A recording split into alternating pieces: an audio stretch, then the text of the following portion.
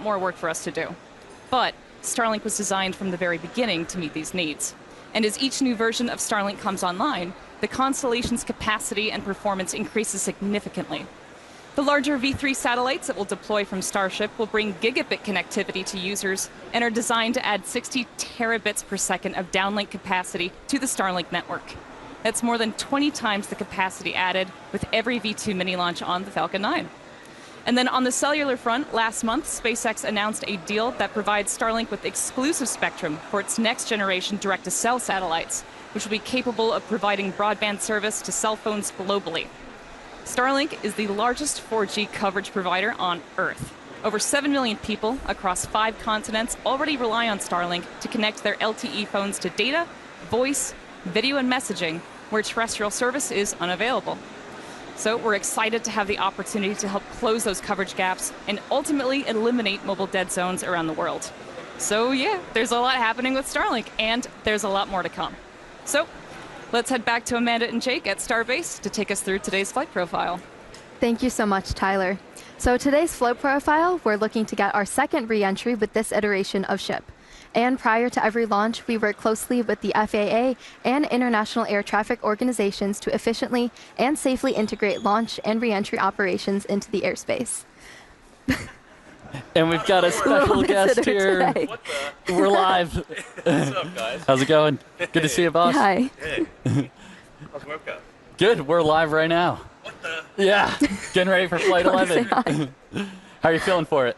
Good. This is the first time that I'm going to be actually outside standing and watching the rocket. Because normally I'm in mission control and stuff. Okay. Yeah.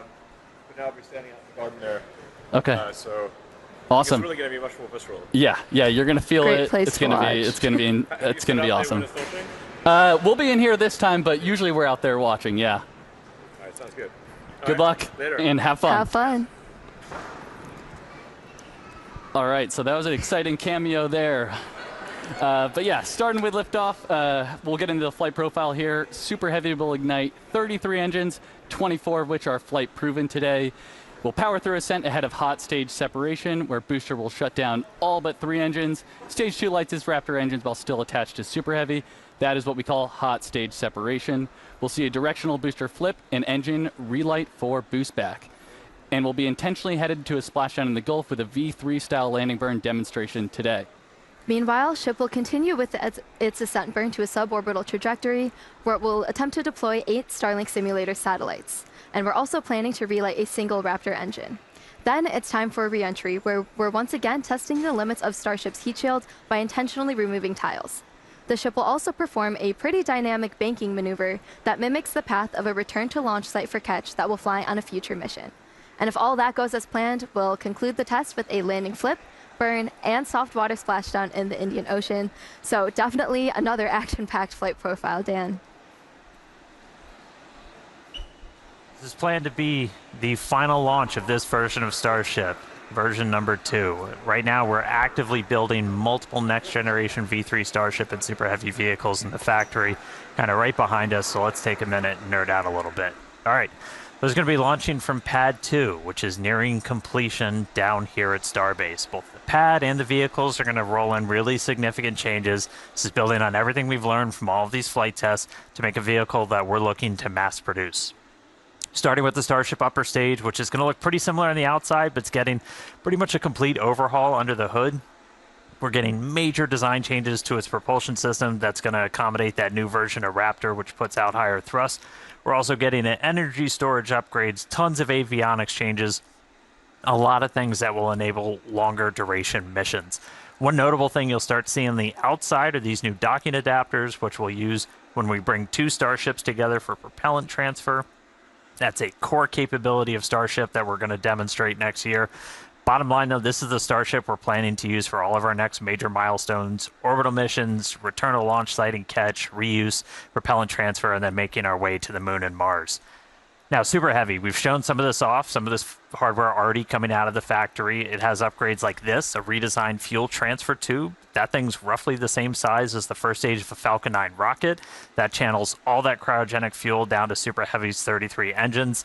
We made it bigger. It's basically a rocket inside of our rocket that gives us a faster, more reliable flip and simultaneous engine startup.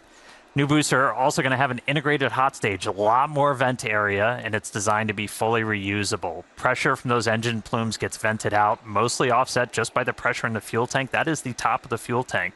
And then we add a non-structural layer of steel on the top that helps take all the heating. It's mapped to where all the high heating goes. Grid fins also getting a big change, going from 4 down to 3. They're 50% larger, though, much higher strength. They're also going to get used for vehicle lift and catch. That's all made possible. There's a new catch point addition on those grid fins. We've also kind of reclocked their position on the booster.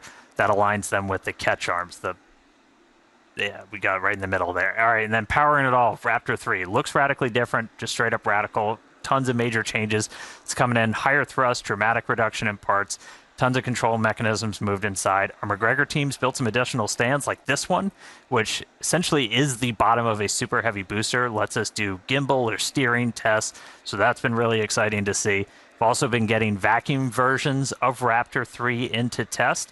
The first flight engines are already in production and are about to start acceptance testing for Flight 12. So a lot of exciting changes coming, and we're getting ready to mass produce everything, including one of the really key contributors to that rapid reusability, the heat shield tiles. Let's jump over to Tyler real quick in Hawthorne, who's got a really cool look at what's happening with tiles in Florida. Thank you, Dan. Indeed, Starship's heat shield is the linchpin to full and rapid reusability. We can't launch, land, refuel, and launch again if we have to spend months refurbishing the heat shield after every launch, like they did in the Space Shuttle program. So, in a future where Starship is flying several times a day, many, many thousands of heat shield tiles will be required. So yeah, we need to get cooking on those tiles, which is exactly what's happening inside the fully automated bakery down at the Cape. In just 3 years, tile production at the bakery has surpassed the total number of tiles produced during the 30 years of the shuttle program. To go from the raw material to a finished tile, it takes about 40 hours. And today, the bakery is producing about 1,000 tiles a day. But it's set up to produce enough tiles for 10 ships per month, which is about 7,000 tiles a day, or a tile off the line every 13 seconds. So yeah, the bakery is well on its way to providing Starship with all the tiles for missions to Mars and beyond. And for today's flight, we've made a modification to the heat shield tiles. Dan, do you mind filling us in on what's being referred to as the Crunchwrap tile? Absolutely. I always love to get to do a little show and tell. So we've got thousands of these heat shield tiles covering Starship. Now they're kind of all next to each other. There's a small gap in between all of them. You got to leave a little bit of space as that metal underneath will expand and contract. That way they don't crunch into each other and start breaking. However, that lets some of that plasma kind of seep through, and we see really high heating on the sides and then down on the metal. To help fix that, we have this, the crunch wrap that everyone has heard about. So we take essentially that's called Vulcan felt that we then wrap around. And so as these tiles are next to each other, you've got a small bit in between that's going to help offset that heating. It's just one of the ways we're continuing to iterate on this heat shield, getting towards rapid reusability. Hopefully it's going to help Starship live Moss. You know, everything is just going to get us to that end state of a fully and rapidly reusable vehicle. So pretty much the entire vehicle has those on it today. We've done this on multiple Starships previously, but this time pretty much the whole vehicle has it. So that was special for today. All right, enough heat shield tiles. Let's go quick check-in on the pad. So if you did notice, we did shift our T0 just a little bit. We're now counting down to 6:23 and 41 seconds Central Time. We shifted a little bit as we were working to finish clearing the range. We are monitoring sea and airspace, both here over the Gulf and in our splashdown location over on the Indian Ocean. We were working with the FAA, a lot of other international agencies to coordinate all of this. Good news, range is currently green. We're able to get everything out of the way that we are tracking in the Gulf. So weather status, I don't even really need to do. Not a cloud in the sky, beautiful day, no probability of violation for launch at this point. We're not currently tracking any issues on the vehicle or the pad. You can see our fill levels are getting up there. We're almost completely done with our propellant loading. We've gone through all of our checkouts so far this morning, aligning our guidance, navigation, and control system, getting the vehicles ready for prop load, the farm. Everything's gone pretty smoothly so far. We got through our go, no go for prop load. That happens at T-minus 1 hour and 15 minutes. We've been loading fuel and locks on board the ship since about 53 minutes before launch. Boosters started just about 10 minutes after that. We continue loading prop until just around 3 minutes before liftoff, and then at that point we'll be ready to go. So Bottom line at the moment, we're looking real good. Again, 6:23 and 41 seconds Central Time is our target T0, so we're going to keep counting down. Sounds like great news so far. Thank you, Dan. And we do say it repeatedly because it's important to understand, but these flight tests are all about the data. Data helps us build and fly faster until we're eventually ready to fly people and cargo at scale to Mars. That is our foundational mission and basically just the major inspiration for our work here every day. Yeah, that's exactly right, Amanda. And our first missions to the Red Planet are just down the road, and we recently shared some exciting news. Starship cargo flights to the Martian surface for research, development, and exploratory missions begin in 2030, and we already have our first customer. Yeah, exactly. Starship is open for business, and one of the first payloads will be provided by the Italian Space Agency. They recently signed a first-of-its-kind agreement to carry Italian experiments on the initial Starship missions that deliver customer payloads to Mars. In related news, Starship cargo flights to the surface of the Moon for research, development, and exploratory missions will start in 2028. So a ton of Starship activity to look forward to, and if you'd like to learn more about our mission to making humanity multiplanetary, go ahead and visit spacex.com/Mars. Okay, now as we get closer to launch, development continues down here at Starbase, Texas, to shape this growing city into a truly unique place to live and work. And part of being a city, particularly one surrounded by nature, is environmental stewardship. The nearby Boca Beach dunes have unfortunately been eroding at an alarming rate for some time, so SpaceX is teaming up with Cameron County and the city of Starbase to stop that erosion and hopefully preserve the beach for years to come. Yeah, and as one of its first permanent residents and someone who's actually called Starbase home for over 3 years now, I can tell you the beach totally adds to the uniqueness and awesomeness of living here. Starbase is truly unlike any other place on Earth. You know, where else can you see the world's biggest rocket every single day? Yeah, Starbase is definitely the place to be, and we're always looking for more people to come help build the future of spaceflight. Yeah, particularly engineers, especially for our propulsion and mechanical system teams. You could be working on tests just like these ones, proving out the designs of our next generation Super Heavy booster. Fun fact, we actually tested the booster to 13,400 tons of thrust, which is more than the power of 3.5 Saturn V rockets, which is just crazy. We're also looking for civil and structural engineers to help literally build the future. Whether it's buildings like the Gigabays currently going up at both Starbase and the Cape, each is a massive vertical integration and assembly facility with over 700,000 square feet of workspace. Both sites are currently in progress, actually going vertical as we speak. Or you could be designing the Starship launch sites of the future. There's really no shortage of future to build here. So visit spacex.com/careers to see all of our openings if you're interested.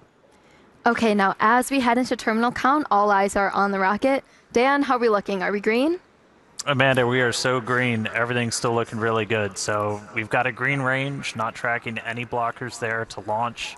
We're continuing to load prop on board the vehicle. We're just about to close out, so we'll close out, again, just about 3 minutes and 20 seconds before liftoff. We'll close out on ship, and then booster just about 30 seconds later. And then you end up with about 11 million pounds of liquid propellant on board those two stages. After we're fully loaded on the vehicle, the pad itself gets ready for launch. We do what's called pushbacks. We clear all that prop out of the lines in the tower and the feed system back into the tanks to get ready for launch. And then in the next couple of minutes, we're going to do our final GNC guidance, navigation, and control system alignment. We're going to arm the automatic flight safety system, and then we're going to do final kind of wiggle checks on the steering for the engines, which we might be able to catch a quick peek at as we get closer to those. If we need to hold, which we are not currently tracking a reason to, that would happen at T-minus 40 seconds. It's built into our countdown. We can pause and wait there for any final checkouts, anything that we need to hold for. Once we pass that T-minus 40 seconds, a number of events will occur in rapid succession. The ground spin and ignition systems come up to flight pressure, and ship switches to internal power. After that, the quick disconnect arm lockout is removed in preparation for retraction shortly after T0. Now, once we pass T-minus 40 seconds, if any problems come up, we do still have the ability to recycle the count under certain conditions back to T-minus 40 seconds and hold there to assess what happened and then see if we can proceed again to liftoff. Yep, however, once the water for the deflector system begins flowing at T-minus 10 seconds, any issue after that would be an automatic scrub for the day, as teams would need to refill the deflector's water tanks as well as the propellant storage tanks at the tank farm before making another attempt. All right, we are coming up on 3 minutes away from launch. You can see the frost line all the way up. We've just closed out prop load onto the ship. Booster coming up shortly. Yeah, in about 10 seconds we'll finish loading prop on the booster, and then again we'll have about 11 million pounds of that liquid oxygen, liquid methane on board the vehicles. Not currently tracking a reason to hold at T-minus 40. It can pop up at the last moment or after we pass that gate. We can always hang out there for a couple of minutes if we need to. We do have some extra time.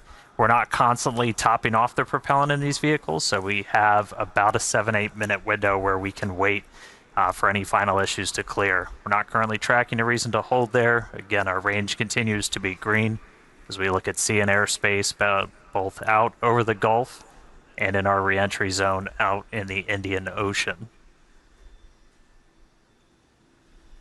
All right, 2 minutes, 15 seconds to go. A lot of things on tap for Flight 11. Planned to be the last launch of this version of Starship and Super Heavy. Once again, we're really focused on getting ship over to reentry. Once we get to that phase, we're going to dive in. There's a lot of exciting stuff that's going to be happening on our way back through and down to the ground, hopefully out in the Indian Ocean. Minute 45. Should hopefully be seeing... There's a quick wiggle check. Checking out the thrust vector control, the steering on the booster. We use those inner 13 engines. Doing their one final dance before the big show. And we'll do that one more time after we cross that T-minus 40 gate. Alright, range continues to be green. Still not tracking any issues on vehicle or pad. 1 minute to go.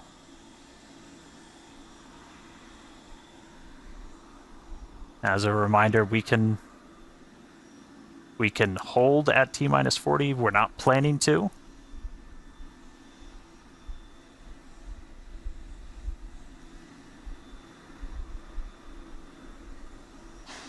All right. We're through T-minus 40. Let's listen in. Flight Director Ty Huntington back in the seat. Take us through the final Flight seconds directors, go for launch.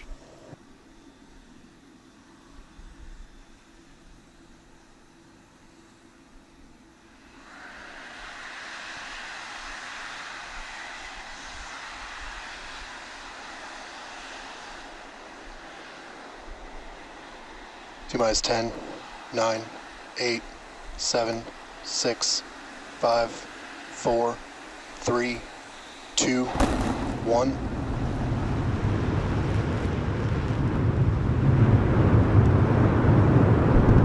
We have liftoff. Go Super Heavy. Go Starship. Thanks for all the historic flights, Pad 1.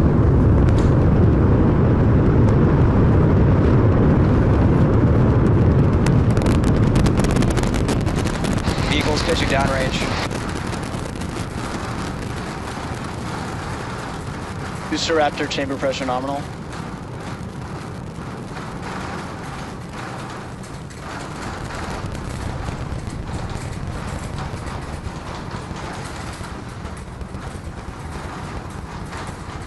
Booster and ship, nominal power and telemetry.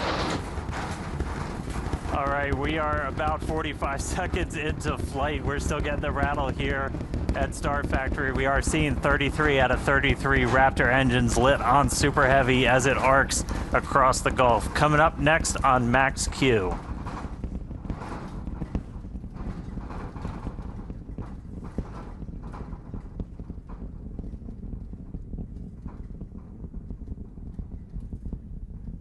Max Q.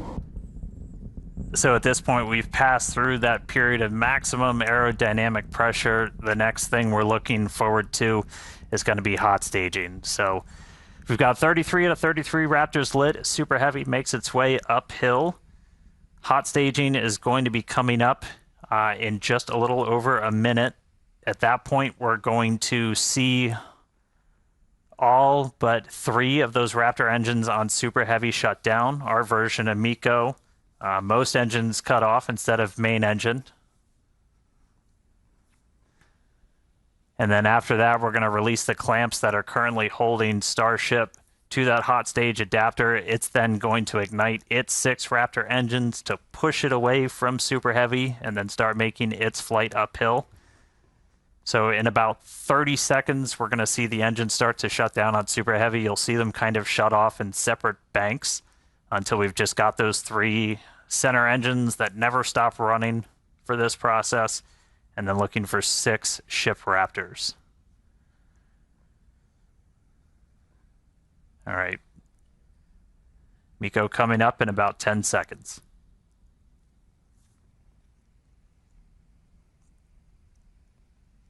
See the engines throttling down. Booster engine cutoff.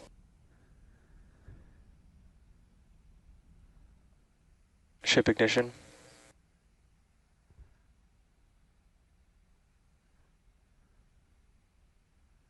Stage separation. Use backburn startup.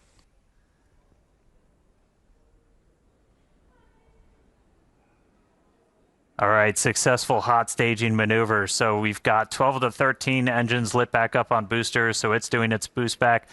Real excitingly, Ship though, chamber we've got pressure's 6 nominal. out of 6 Raptors lit on ship there, so it's now going to continue to make its ascent into outer space.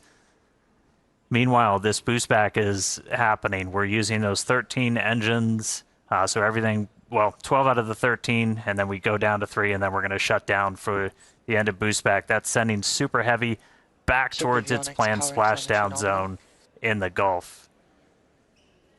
Right after we finish this boost back burn, we're also going to separate the hot stage. This will be the final time that we're doing this. Is all right, there's the end of the boost back burn.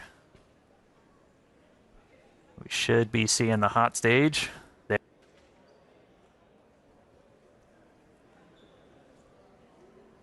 So the hot stage separates. It's going to make its way down, also splash down in the Gulf. In the meantime, though, these 6 ship Raptors are going to continue firing for about 5 more minutes. Next up for the booster, though, is going to be its landing burn. There's a cool tracking shot. We dump some of the prop out on our way back in. All right, so for booster, this is one of the main things we're trying to get is going to be this landing burn. Oh, that's so you can see the hot stage kind of making its way towards the left side. So that's the bottom of the booster. It's about to pass right in front of where you can see some of that prop dump happening. They look like they're close together, but there's a good amount of distance between them, and the hot stage will go down and splash down in the Gulf while the booster comes back for its landing burn. Starship is on nominal trajectory. All right. Looking good on our trajectory, looking good on everything. Jake and Amanda, you guys with me down there? Yeah, definitely. The crowd is gathering over here in the office. You can definitely feel the energy in here. Great to see that booster is making its way down to the splashdown zone in the Gulf. Yeah, the shaking down here was absolutely nuts. The windows are still there, still intact, so that was pretty awesome.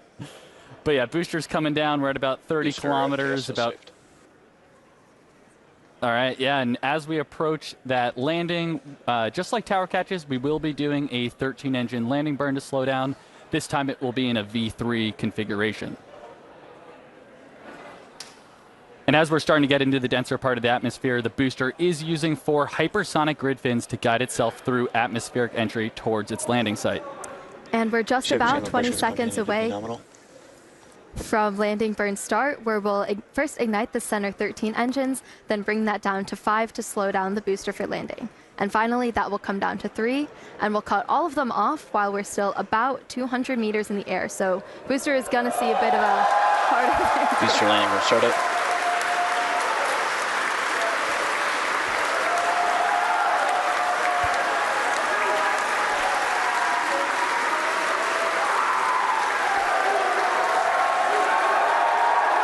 Booster landing, burn shutdown. And there we heard it, booster landing burn shutdown. We saw a 13 to 5 to 3 V3 demonstration, and into the water we go. Wow, that was absolutely awesome. If you can even hear us right now, congrats to the whole SpaceX team. So far, so good for today. That was incredible. All right, great stuff, guys. I'm jealous of the crowd. All right, back to ship. Ship's still making its way. We've got a little under 2 minutes left in this Ascent burn, so we've got all 6 Raptor engines still firing. So the next major milestone we're going to be looking for is SECO. That's our second stage engine cutoff. That's should be coming right at about 8 minutes and 58 seconds into flight, so we've got about 1:20 still to go. Really cool to see booster go through that landing burn. That was one of our really key demonstrations we wanted to try and do today. Is that's mimicking what we're going to be hopefully doing. Oh, we just got our sonic boom, sounds like, from the booster coming back.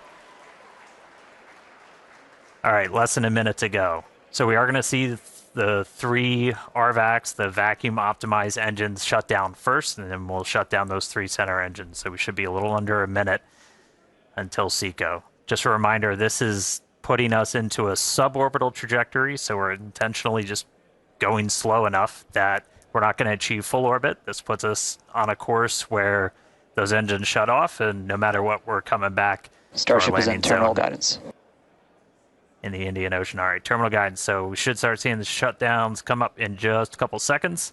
Less than 30 seconds to go in this ship Ascent burn.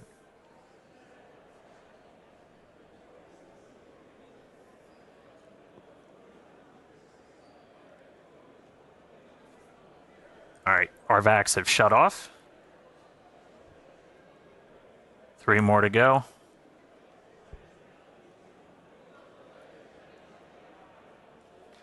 Ship engine cutoff.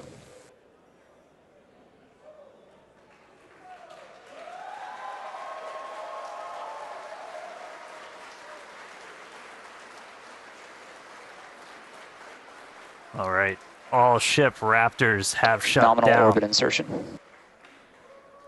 You just heard nominal orbital insertion, so we are on the path that we wanted to be. So we've got a ship back in space, a whole lot planned for it, lots more still to come. Great seeing Super Heavy make its way to the water, but I'm excited to see what ship can do in space. How's everybody doing down there?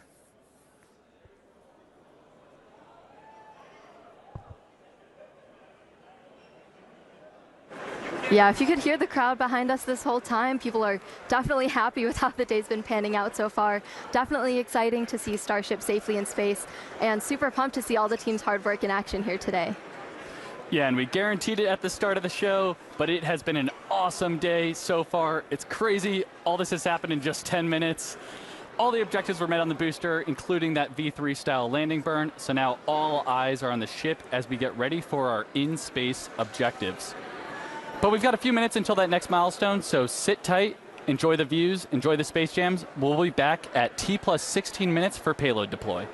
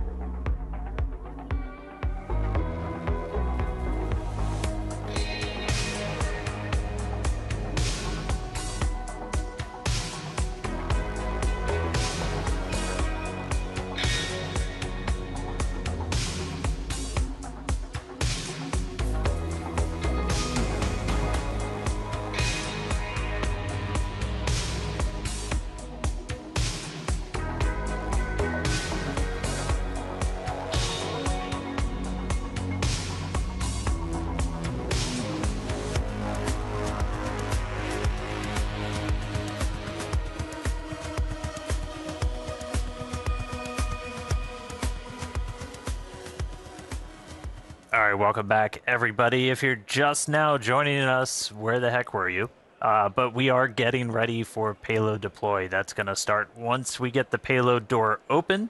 That should be happening, or at least starting, within the next minute or so. It's been a really cool flight so far. Quick look inside the payload. We've got 8 Starlink simulators getting ready to make their way into outer space. But great flight so far. Booster able to make it all the way to its splashdown and landing burn experiment, so that was really exciting to see. We got ship on orbit, nominal orbital insertion, so right on the money with its trajectory. And now we're ready to start tackling a couple of in-space objectives. So next up, we are currently venting down the nose cone, essentially the payload area of Starship, as we get ready to open up this payload door. We were able to do this successfully for the very first time on our last flight, on Flight 10. Oop. Hal got ahead of me. Looks like he's opening up the payload door already.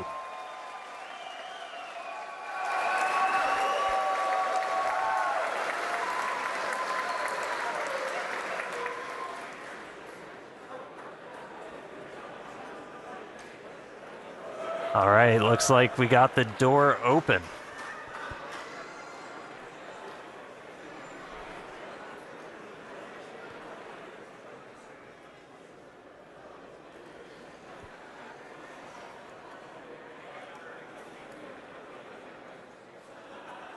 All right, so payload door is open. Next up, going to be to start deploying these Starlink simulators.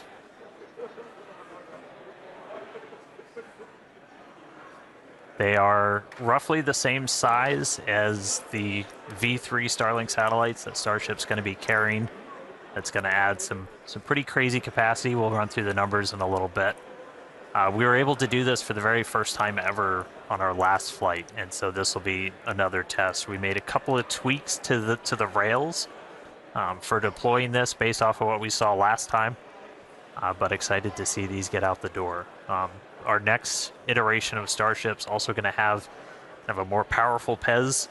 It's going to deploy these at a little bit faster speed, but looking to see our next demonstration of this hopefully in the next couple of seconds. We should start seeing them move out the door.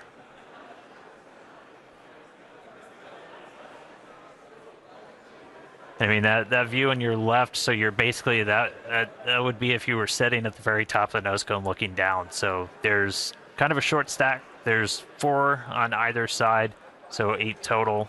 When we start flying Starlinks, for their actual deploy missions, we're going to be carrying stacks of about 60. So much larger stack once we start flying these operationally, but still doing a little bit of a short just for this payload deployed today.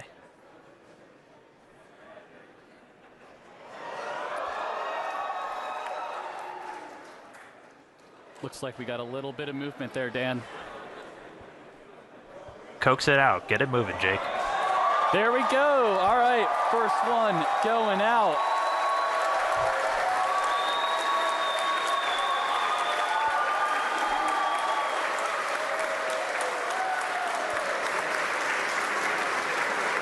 All right, first one's deployed. Getting ready for the second one here. We do a little reset back to the center position. Yeah, it takes about a minute for each one.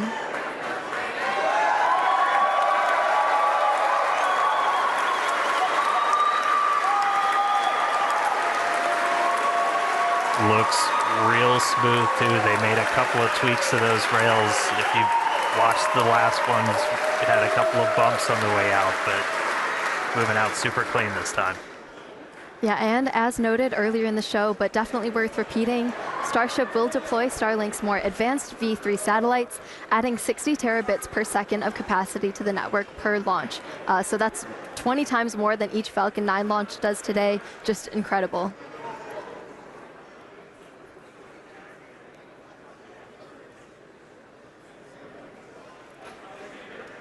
Yeah, and anybody that's been following Starship, you know, Starlink's kind of the MVP for these flight tests, where it's not only giving us the views we're seeing right now, but also just real-time data through every phase of flight. So We've got a couple dozen cameras on Starship. We've also got a bunch of cameras spread across the globe, including out in the Indian Ocean, where we've got our fun buoys floating. There goes another one.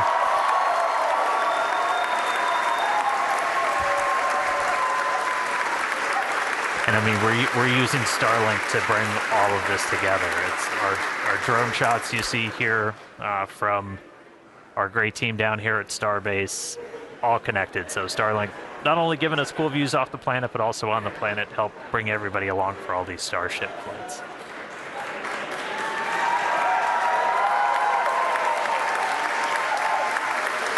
I think that's number 4. Somebody check my math.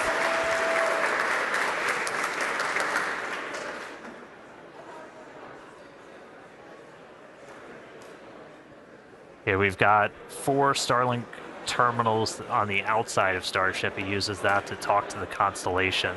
And through that, we actually get about 120 megabits of bandwidth for our downlink. That's our real-time HD video, all of our telemetry. So it's not just kind of giving us these cool views inside, but it's giving all that engineering data in real time, including re-entry, when normally a plasma layer builds up and blocks you out.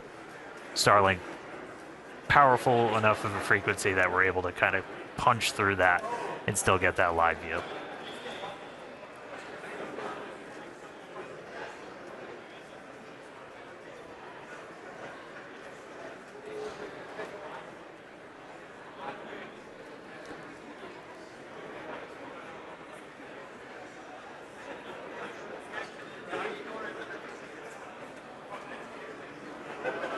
All right, next one out the door.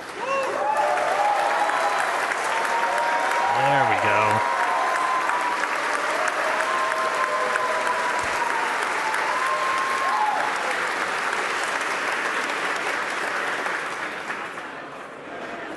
All right, yeah, Starlink is the world's largest satellite constellation operating in low Earth orbit to deliver high-speed, low-latency broadband internet. This provides internet access to people around the world, many of who have never had connectivity before. Oh.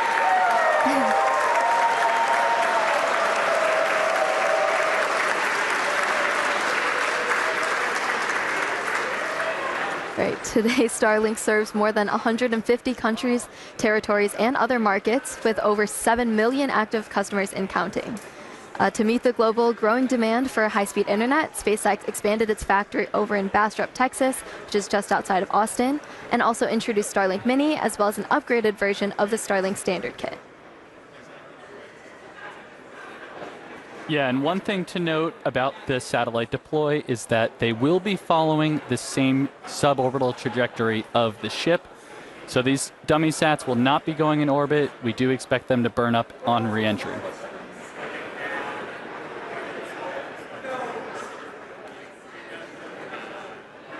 All right, couple more to go. I promise one of these days we'll deploy in daylight. But we're basically trading deploy in the dark so we get those re-entry views for the daytime.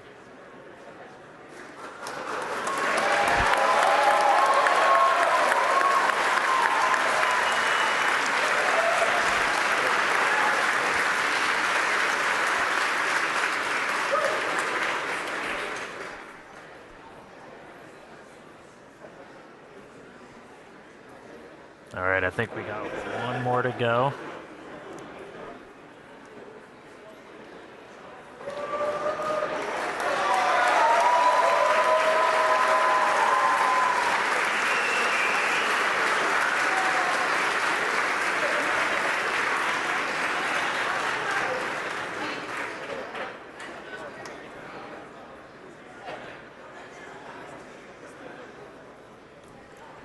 All right, now with payload deploy complete, Starship will now close its payload door and continue to coast around Earth to the Indian Ocean. We still have a ton of major events to come today, including Raptor relight at about T plus 37 minutes.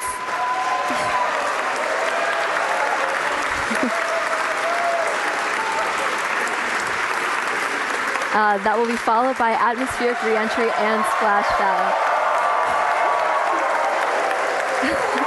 So with that, we're going to go on another quick coast. Yeah, if you can hear us.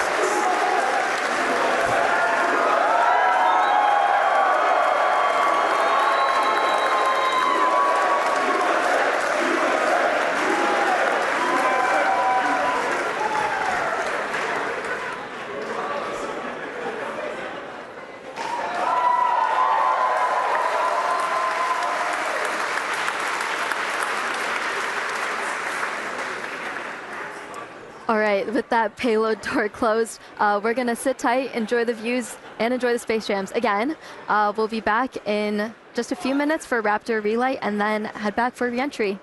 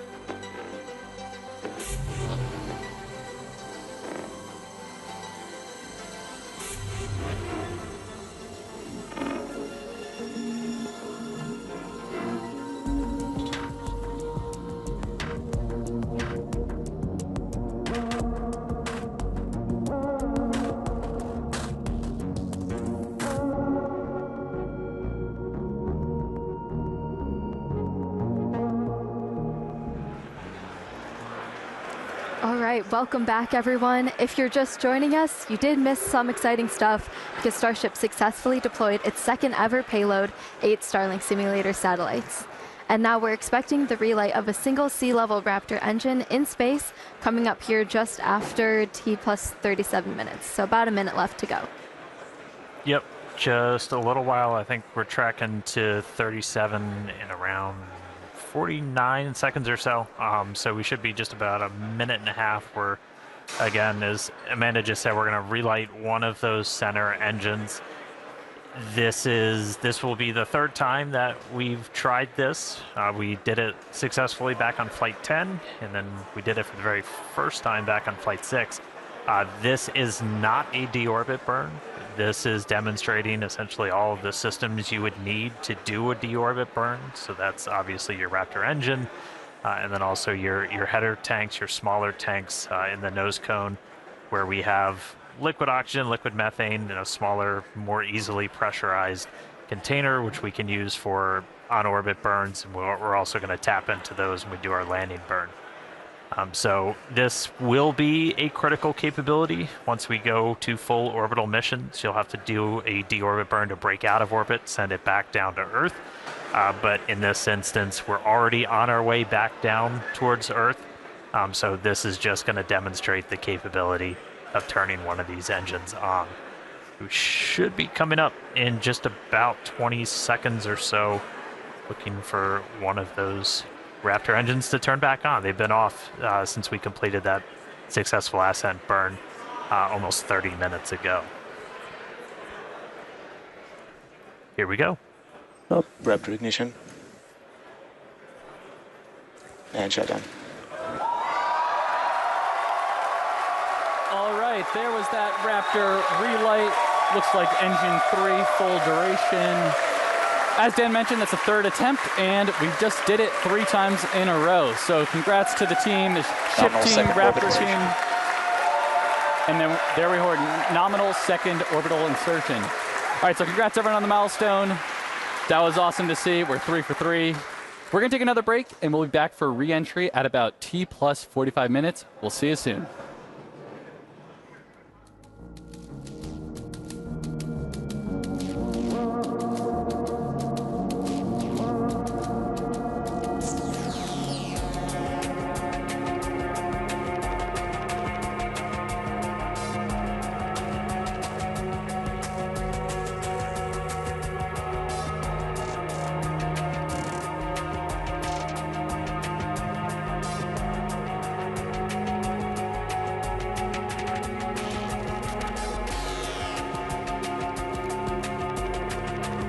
Starship is slewing for entry.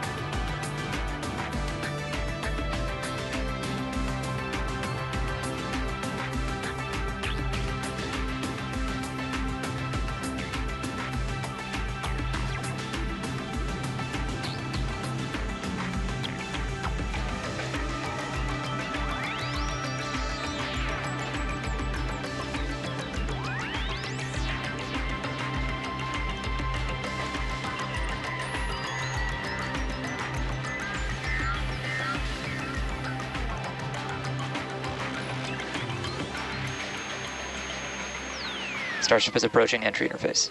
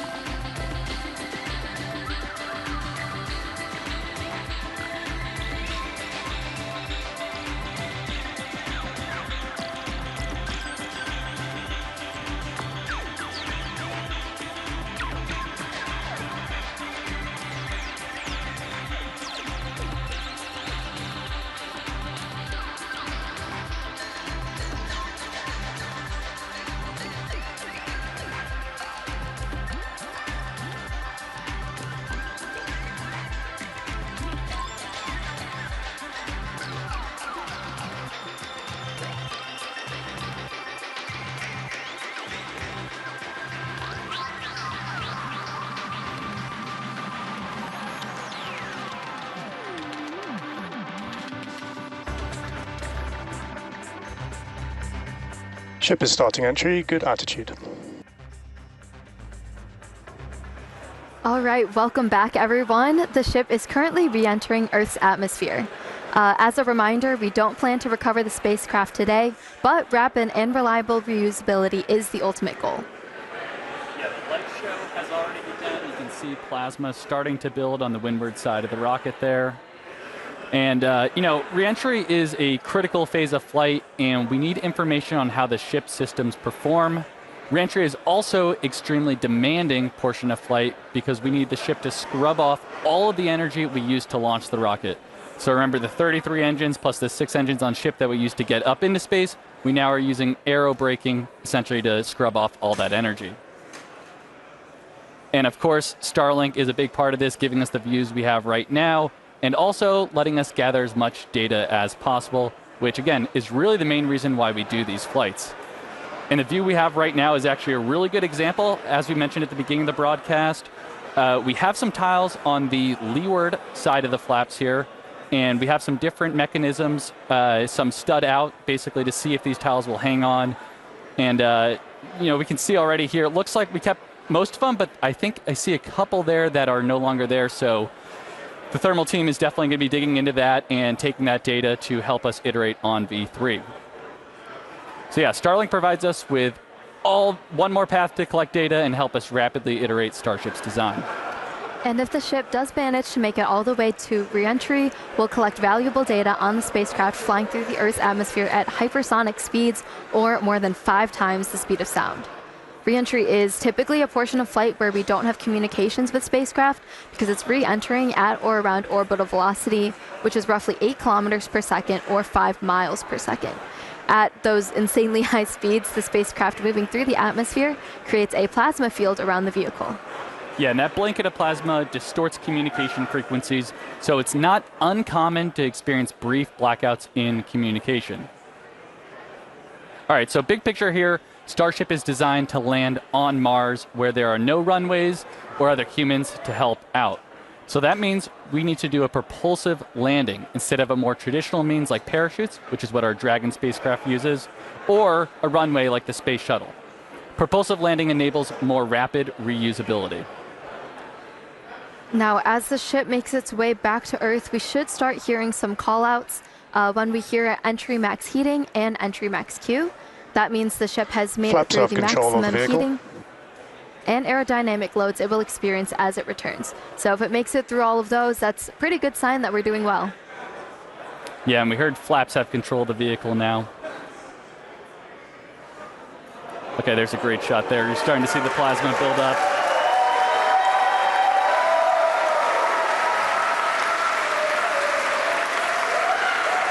So we will hear a call out when the ship is transonic and then subsonic.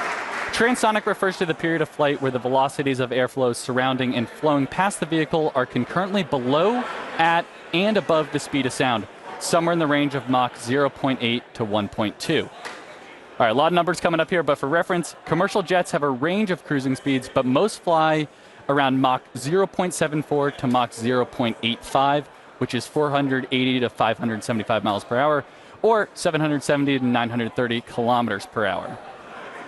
Right now, we're going a little over 26,000 kilometers per hour. So compare that to the airplane at 930. It's like pretty crazy how fast we're going here. All right, and after we hear the call out that Starship is transonic, we should hear the call out that Starship is subsonic. Subsonic, of course, refers to the speed that is much less than the speed of sound. So at that point, the ship's velocity will be starting to slow down, and we'll be looking a little bit more like some of our suborbital flights from, at this point, almost 5 years ago. Yeah, so re-entry so far is looking pretty good. You can see that plasma field. Also, again, with those missing tile experiments, especially, we're putting the ship through a lot today, but things are looking pretty good so far.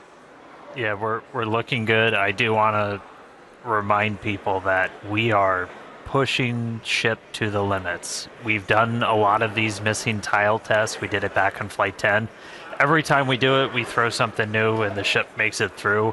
This time, we're really pushing it. We've removed these tiles in some of the spots that see the highest level of heating. And we remove tiles that have zero backup protection underneath. So there's essentially just bare steel. It's one of the heat of re-entry.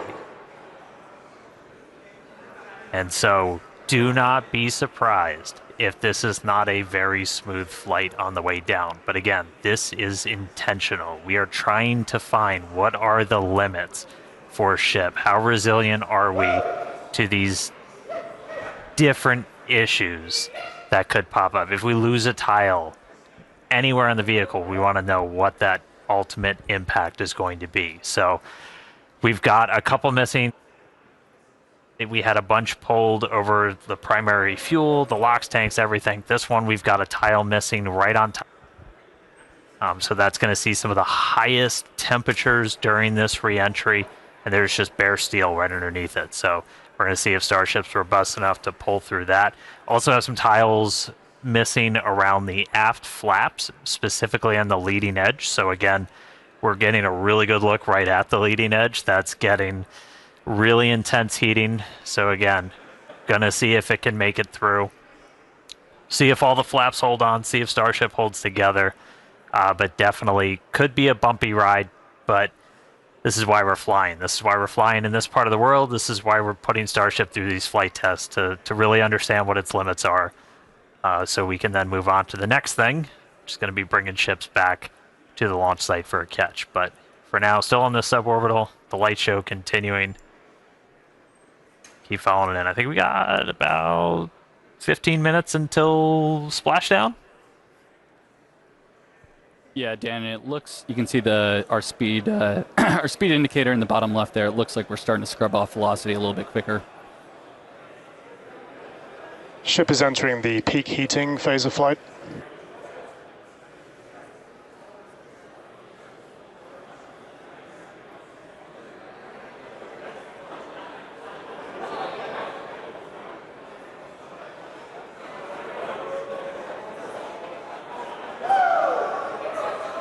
Looks like we can see some clouds down there as we pass through 70 kilometers altitude. Yeah, the sun's starting to come up again. Ooh, there we go. There we go.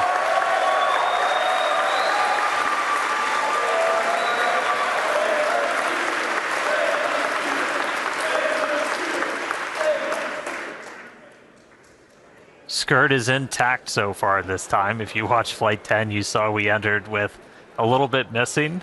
That was ultimately traced to a little bit of buildup. We dumped prop on the way. We had a little bit of solid propellant buildup, and then either static discharge or the plasma ignited it, took out a tiny bit of that skirt, some of the aft flaps, but Starship, again, was able to fight through it, make it all the way to that landing burn. We addressed that, changed some of our prop dump con-ups, though, so should not be seeing that this time around.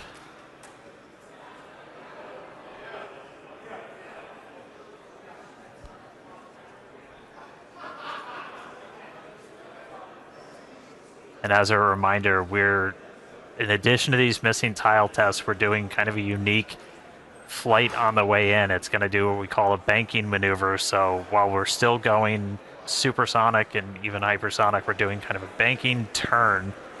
And then we'll do a pretty aggressive turn right as we get into the subsonic and start doing our belly flop. And that's designed to essentially be the approach that we would do on a return to launch site and the tower catch. So don't be surprised if we see the ship start to turn and make a few maneuvers as it makes its way down to the Indian. And fun fact, even though we're doing all this turning, we're essentially targeting the exact same spot in the Indian Ocean we went to last time.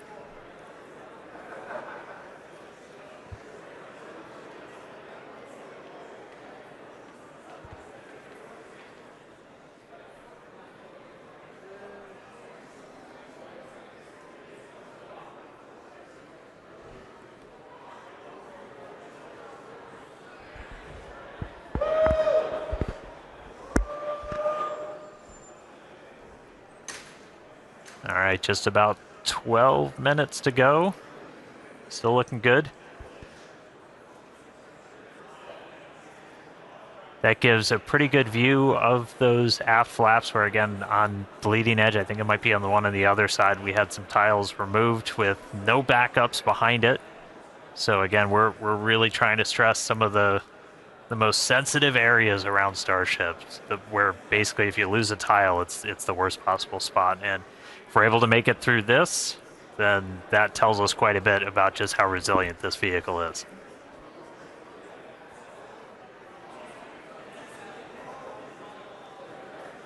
Yeah, and that shot we just had earlier was looking at what we call the business end of Starship with all the Raptor engines. And those are the engines that we're going to be expecting to light for that flip and landing burn, hopefully in about 10 minutes once we get through reentry. Yeah, there we go.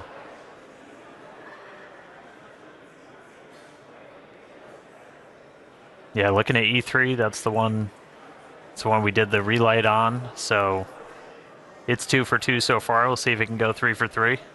Yeah.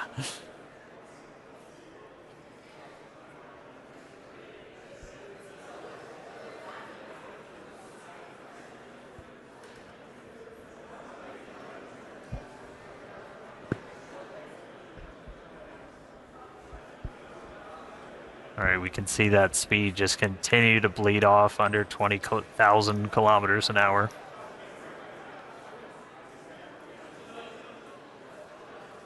Ship's still holding together.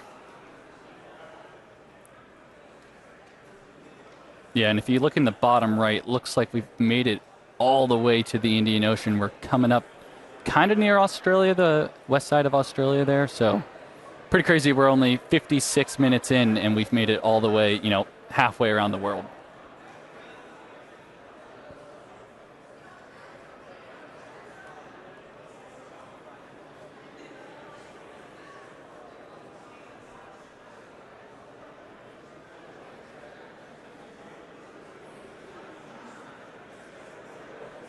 It's actually a good demonstration of a future capability we hope to have on Starship, where we will do point-to-point transport on Earth.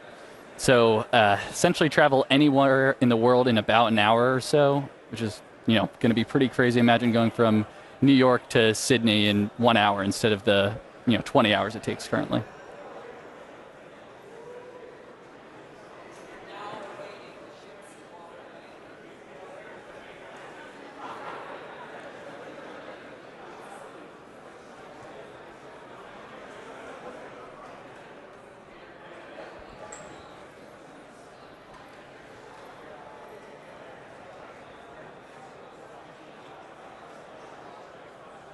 And a reminder, so this camera is, we see some of the heat rate picking up a little bit. And this camera is embedded right in the end of one of those forward flaps, so you see it moving around. That's the flap adjusting to maintain control. Looks like we're getting into our bank maneuver.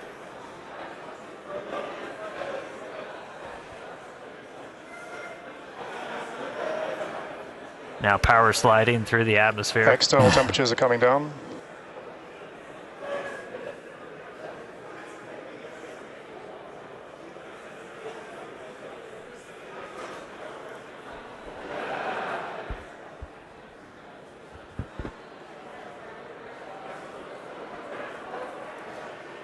Vehicle is now at maximum dynamic pressure.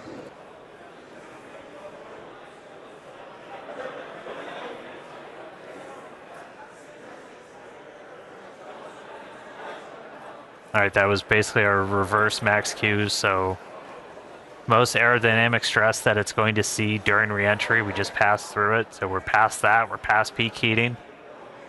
Ship's still holding together. So we're currently in this bank maneuver. We're gonna see it kind of roll over and do a pretty significant shift as we get down closer to the subsonic speeds.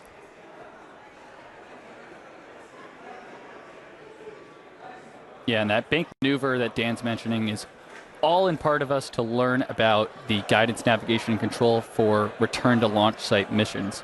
So in the near future, we're hoping to return the ship back to the same pad we just took off on 59 minutes ago, and we've got to do some of these pretty dynamic bankings to make that trajectory work out.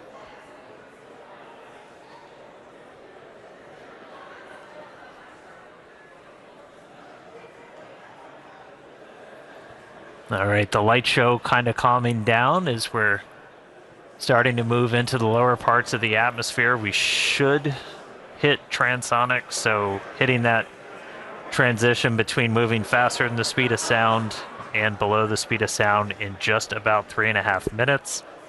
Our landing burn should happen right around an hour and 6 minutes after launch, so we should be just about 6 minutes away from that. You can see lots of daylight.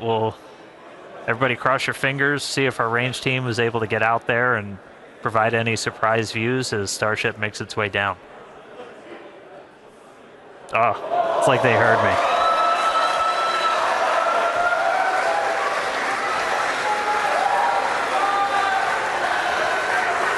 Ready and waiting, let's go. Dan, you just spoke that view into existence there. And again, all brought to us by Starlink. Maneuver has started. All right, there we go. So we're now starting into our really heavy bank maneuver.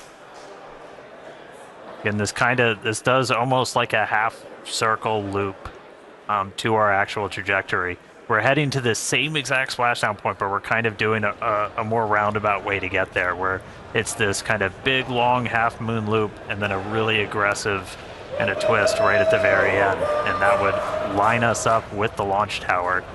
Starship, on a return to launch site, would fly over the tower, do a quick landing burn flip, and then come down for catching the arms.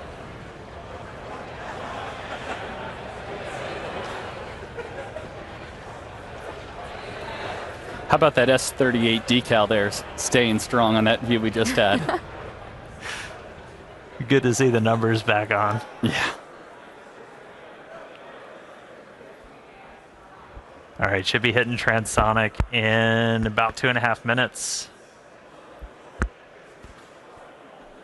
Landing flip coming up in about 4. Pretty clouds there in the Indian Ocean today. Again, yeah, we changed our launch times. We launch in the evening now, so we get these daytime views down in the Indian Ocean. One of the things we're really looking for, the reason we have the drone, other than, yeah, that looks really cool, is we're able to kind of see the ship. We can only see so much from these cameras. You can't see like the vast majority of the heat shield. So we throw these buoys out there. We've got there's... You spoke it again, Dan. There it is. They're playing with me in the control room. All right. But we have these buoys out there. We have these drones that we're trying to see externally how the heat shield held up. Everybody saw from Flight 10 it had a little bit of a paint job, a little bit of a reddish hue. That was from those metallic tiles that we had tested, kind of oxidizing really rapidly in that plasma and then spreading those little oxide particles all over the heat shield. No metal tiles on this flight, so not expecting to see that. Dynamic pressure is coming down.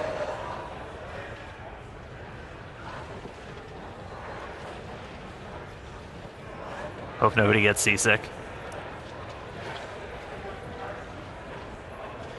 All right, coming up on transonic shortly. It's about 2.5 minutes of landing burn. Yeah, and once we get to around the 15-kilometer altitude mark, that's where we have a lot of flight history. Starship is transonic, starting the belly flop phase of flight. Yep, that belly flop phase that we perfected in the suborbital campaigns, we're entering that now.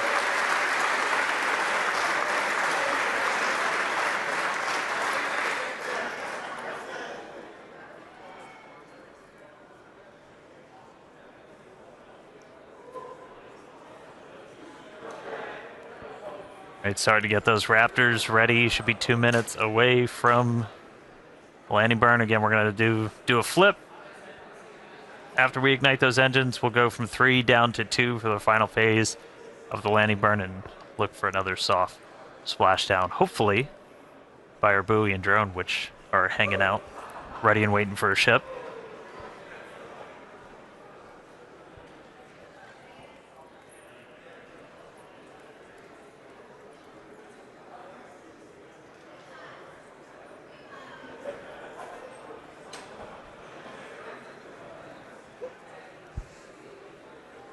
Seeing all 3 center engines have entered the chill phase.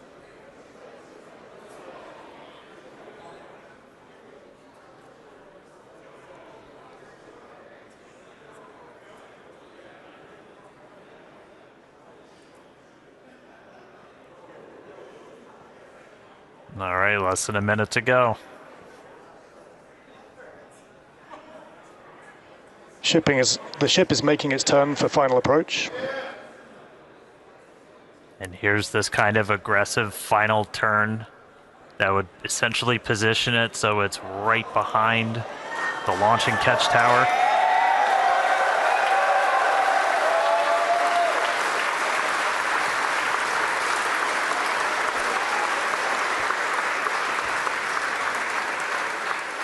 Flaps holding strong. Landing burn in just under 20 seconds.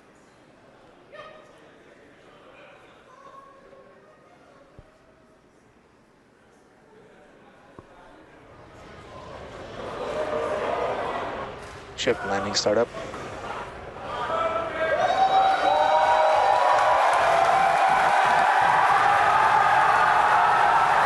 Here's our landing burn.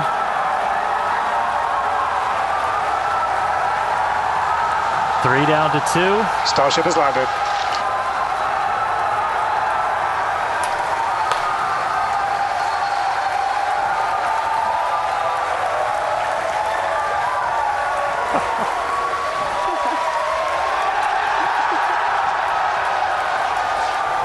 As we said, we're not planning on recovering the ship today. Hey, welcome back to Earth, Starship.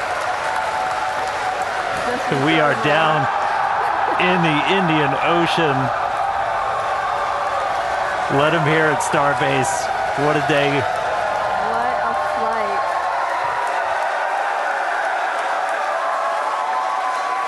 Oh. All right. Welcome back to Earthship. What a day. A whole lot more to go through. As you just saw, everybody here at Starbase pretty hyped. Hey, Tyler, out of Hawthorne, how's everybody holding up? Thank you, Dan. We had a fantastic time watching. It was another exciting Starship flight test in the books, and we hope that you enjoyed those Starlink views too. So congratulations to the team at Starbase and everyone here and around the company. So many employees contribute to the Starship program as we continue to iterate and make progress towards a multi-planetary future. So that wraps it up for us here in Hawthorne. Thank you for tuning in, and back to you guys. Yeah, what an incredible launch today. We had successful liftoff. Booster completed its objective, successfully splashed down over in the Gulf. Obviously, we saw another amazing Starlink deploy as well from ship. Yeah, we made it through that re-entry, testing all the different experience. We had missing tiles, gave us quite the light show. We had that Raptor relight, 3 for 3. That was ahead of re-entry, of course. And then that awesome splashdown that we just saw, including that dynamic banking maneuver to simulate RTLS when we returned to the launch site. So yeah, we promised maximum excitement, and Starship delivered. Definitely. Congrats to all our teammates at SpaceX and to everyone who's supporting the Starship program. And thank you to all our future customers for your support. We'd also like to thank the fine people of Cameron County, including the residents of its newest city, Starbase, as well as the Coast Guard, the Federal Aviation Administration, the Government of Mexico, and the Australian Space Agency. Yeah, be sure to follow SpaceX on X for updates and about more of the exciting views we didn't get to feature on today's broadcast. And if you're interested in more launch coverage just like this, head over to spacex.com/launches for the most up-to-date information. All right, I will take us out. Hey, congrats, Jake and Amanda. You guys did amazing. Great job. All right, today we launched the world's biggest rocket, knocked out all of our objectives. Shout outs to every single person who made this look easy. Thank you to everybody tuning in. We're going to see you back here for the very first flight of our next generation Starship. So we'll see you then. Good night.